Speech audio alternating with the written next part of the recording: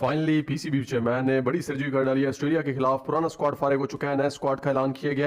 Captains तीनों formats के अलग हैं। T20s का कप्तान कौन होगा, टेस्ट का कौन होगा और ODIs का कौन होगा, ये सारी चीज़ें डिस्कस करने लगे। सबसे पहले इंपॉर्टेंट चीज़ ये थी कि मुकम्मल स्क्वाड को फारिग कर दिया गया, यानी इससे बड़ी आज तक स्टेटमेंट पीसीबी की जानिब से नहीं आई कि हमें पूरी टीम की सर्जरी करने की ज़रूरत है और छोटी मोटी सर्जरी से काम नहीं चलेगा।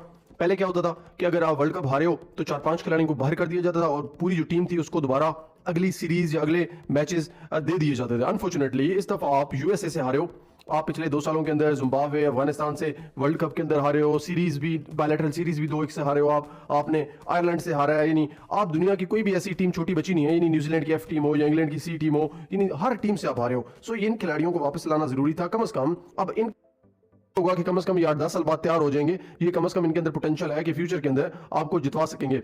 देखिए आपका स्क्वाड क्या था वर्ल्ड कप का, बाबर आजम थे, रिजवान थे आपके पास साइम अयूब थे, आपके पास फखर जमान थे, आपके पास उस्मान खान थे, आपके पास आजम खान थे, आपके पास इफ्तिखार अहमद थे, आपके पास शदाब खान थे, इमाद वसीम थे, शाहीन शाह अफरीदी थे, मोहम्मद आमिर थे, हारिस रऊफ थे, आपके पास नसीम शाह थे, आपके पास अब्बास अफरीदी थे और अबरार अहमद है। ये 15 खिलाड़ी थे टोटल, यानी 15 रुकनी स्क्वाड था। इस पूरे 15 रुकनी स्क्वाड को फारिग कर दिया और पीसीबी ने जो नए खिलाड़ियों का पूल बनाया, यानी पहले तो आपको पता है कि 25 खिलाड़ियों का पूल बनाया, अब उसमें से भी 15 खिलाड़ियों को अलग किया। पहले मैं 25 के नाम आपके साथ शेयर कर देता हूँ और फिर उसके बाद 15 शेयर कर देता हूँ। उसमें एक भी खिलाड़ी जो पुराना है वो शामिल नहीं किया गया। उसकी वजह क्या है? उसकी वजह यह है कि ग्रुप बंदी की आपकी टीम में इनको पता है कि अगर एक भी गंदी मछली दोबारा टीम में आ गई तो दोबारा ये करेंगे, यानी दोबारा वही हरकत करेंगे जिस तरह वर्ल्ड कप में किया। यानी आपको पता है कि एक गंदी मछली पूरे तालाब को खराब करती है, तो पीसीबी ने भी वही सोचा कि इनमें से एक भी गंदी मछली को, बेशक फिलहाल उनमें से 2-3 खिलाड़ी ऐसे हैं जो कि साफ नजर आ रहे हैं जिन पे इल्जाम लगाना गलत होगा, बाकी ओवरऑल पूरी टीम तकरीबन 2-3 ग्रुप्स के अंदर बंटी हुई थी।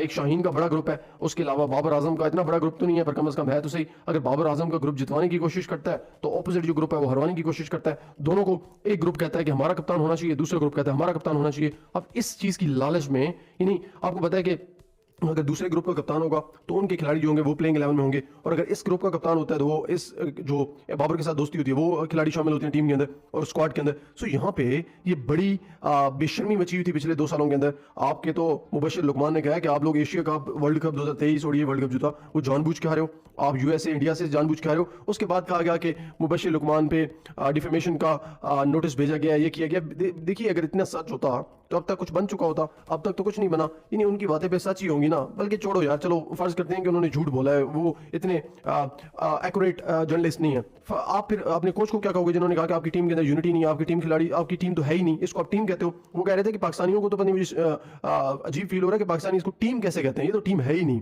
नहीं, वो कह रहे हैं कि ये तो एक दूसरे को सपोर्ट ही नहीं करते, एग्जैक्ट वर्डिंग है उनकी, ये एक दूसरे को सपोर्ट ही नहीं करते, ये एक दूसरे की जड़ें काटते हैं, एक दूसरे की टांगे खींचते हैं। अगर एक जितवाने की कोशिश कर रहा है तो 4 हरवाने की कोशिश कर रहे होते हैं। तो आप कैसे जीत सकते हो? आप मुझे बताओ, आज पूरी दुनिया के अंदर अफगानिस्तान अपना लोहा मनवा रहा है, वो ऑस्ट्रेलिया को बीट कर चुका है पिछले 2 सालों के अंदर, न्यूजीलैंड को, इंग्लैंड को, पाकिस्तान को बीट कर चुका है, बाकी सारी दुनिया की टीमों को बीट कर चुका है। तो क्या उनके पास टैलेंट की कोई कमी है? मतलब कि उनके पास क्या कोई टैलेंट बहुत ज्यादा आपसे, टैलेंट आप जितना ही है या आपसे भी कम है, क्योंकि उनका डोमेस्टिक सिस्टम है ही नहीं, उनके पास इतना पूल ऑफ प्लेयर्स है ही नहीं, उनके पास गिने चुने प्लेयर्स हैं, उन्हीं प्लेयर्स को उन्होंने बार बार खिलाना है। पर मसला यह है कि उनके यहाँ यूनिटी है, वहाँ एक विकेट लेता है, एक कैच पकड़ता है तो पूरी टीम मोटिवेट करती है, पूरी टीम अप्रिशिएट करती है। आपकी टीम के अंदर 4 खिलाड़ी हीरो, हमारे सुपरस्टार्स हैं।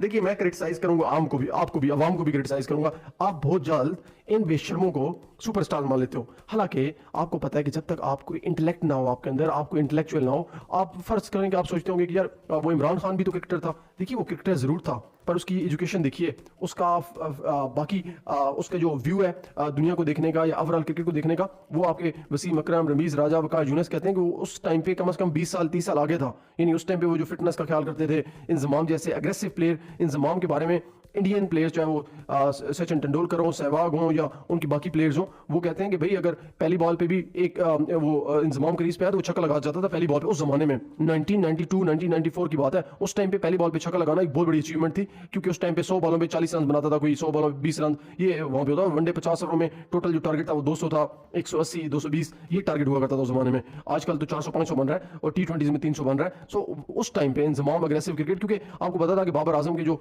फेवरेट कप्तान है वो इमरान खान है। अब बाबर आजम ने क्या सीखा है? इमरान खान ने तो टीम यूनाइट की थी, अब यहाँ पे आपकी यूनिटी तो है ही नहीं।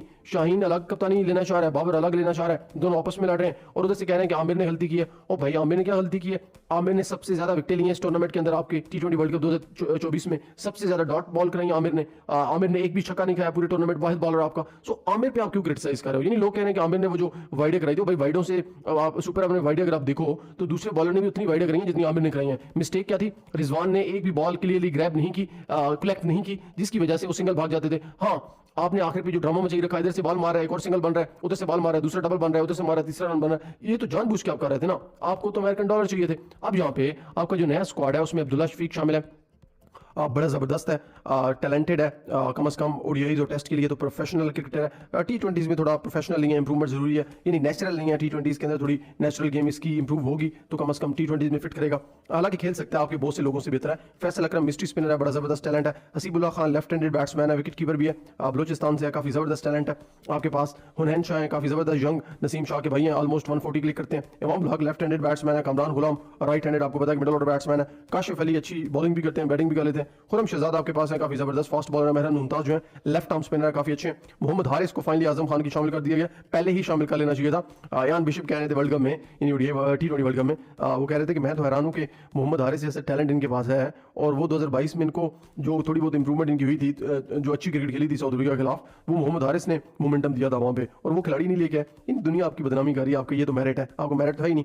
मोहम्मद हुरैरा शोएब मलिक के भतीजे हैं, वो काफी जबरदस्त टैलेंट है, उनको शामिल किया गया। मोहम्मद वसीम जूनियर को शामिल किया गया। मुबस्सिर खान काफी अच्छे हैं, बैटिंग भी करते हैं, बॉलिंग भी करते हैं, मिडल ऑर्डर बैट्समैन है। मोहम्मद इरफान नियाजी है, काफी अच्छे फील्डर हैं, अच्छे बैट्समैन है। उमैर बिन यूसुफ है, काफी जबरदस्त, कराची से बिलोंग करते हैं। सबजादा फरहान है, आपको पता है कि कई सीजन से परफॉर्म करते हुए आ रहे हैं। समीन गुल है, टॉल फास्ट बॉलर KPK के। सरफराज अहमद है, इनको वापस बुलाया गया एज एक्सपीरियंस प्लेयर, क्योंकि यंग प्लेयर्स को गाइड करने के लिए कोई तो सीनियर होना चाहिए। सऊद शकील को शामिल किया गया, शाहनवाज दानी को शामिल किया गया, तैयब ताहिर को शामिल किया गया। आपको पता है कि Tayyab Tahir middle order batsman है। उमर अमीन काफी अर्से बाद है, ऑलमोस्ट 15 साल बाद है, 2010 के अंदर ऑलमोस्ट उन्होंने डेब्यू किया था और बड़े जबरदस्त यंग टैलेंटेड बैट्समैन थे। उस्मान कादिर को वापस लाया गया, जाहिद महमूद को वापस लाया गया। ये पूल बनाया गया, ठीक है, मतलब कि मेन जो पूल बनाया गया ये बनाया गया। अब इसमें से ऑस्ट्रेलिया के खिलाफ जो सीरीज है, यानी पाकिस्तान, बेसिकली तो कहा जा रहा है कि ये पाकिस्तान शाहीन के नाम से, असल में इसी टीम को ही बिल्ड किया जा रहा है। अब फ्यूचर में इसी टीम को ही आगे बढ़ाया जाएगा, क्योंकि आपके जो हेड कोच हैं उन्हीं को ही साथ रखा जा रहा है। यानी ओवरऑल आपके हेड कोच जो है वो इस टीम को देख रहे हैं। उनको उन्होंने कहा कि भाई जो पुरानी टीम है वो गंदी हो चुकी है, उसमें गंदी मछलियां शामिल हो चुकी हैं, पूरा तालाब गंदा कर रही हैं। सो नए खिलाड़ियों को शामिल करना